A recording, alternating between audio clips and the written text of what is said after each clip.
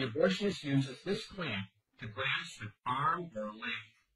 Once he has a firm grip, the abortionist pulls hard in order to tear the limb from the baby's body. One by one, the rest of the limbs are removed, along with the intestines, the spine, and the heart and lungs. Usually the most difficult part of the procedure is extracting the baby's head, which is about the size of a large plum at 20 weeks. The head is grasped and crushed. The abortionist knows he has crushed the skull when a white substance comes out of the cervix. This was the baby's brains. The abortionist then removes skull pieces. He removes the placenta and any leftover parts of the baby with the curette, scraping the lining of the uterus for any remaining tissue. The abortionist then collects the baby parts and reassembles them to make sure that there are 2 arms, 2 legs, and whole pieces. Once all the parts have been accounted for, the abortion is complete.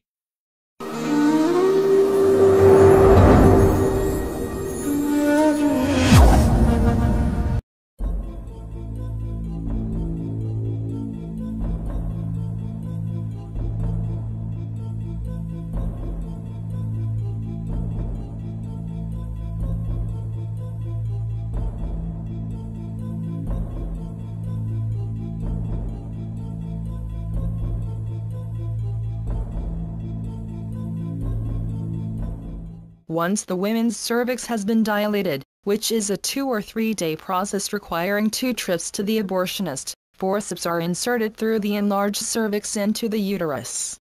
The body parts are grasped at random with a large, long-toothed grasping clamp.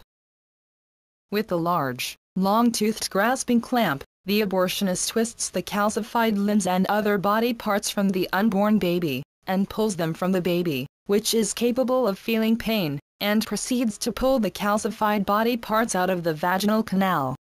The potential for injury to the woman can happen during this procedure. The remaining body parts, with the exception of the head, are grasped and pulled out through the vaginal canal. During this procedure, perforation of the uterus is possible. The head is then crushed in order to remove it through the vaginal canal. The placenta and remaining contents are then suctioned from the uterus. The body parts must be reassembled outside of the mother's body to be sure all was removed from the womb. If some body parts are missing, then the abortionist must continue to search for the missing body parts and retrieve them. At a gestational age of 20 weeks, the mother has been feeling her baby kick for the last 2 weeks. The child's heart is beating, and this can be seen on the doctor's ultrasound device. Eyebrows, eyelashes and fine hair appear. The child can grasp with his hands, kick, or even somersault. Under normal circumstances, the child could live outside the womb with intensive medical care.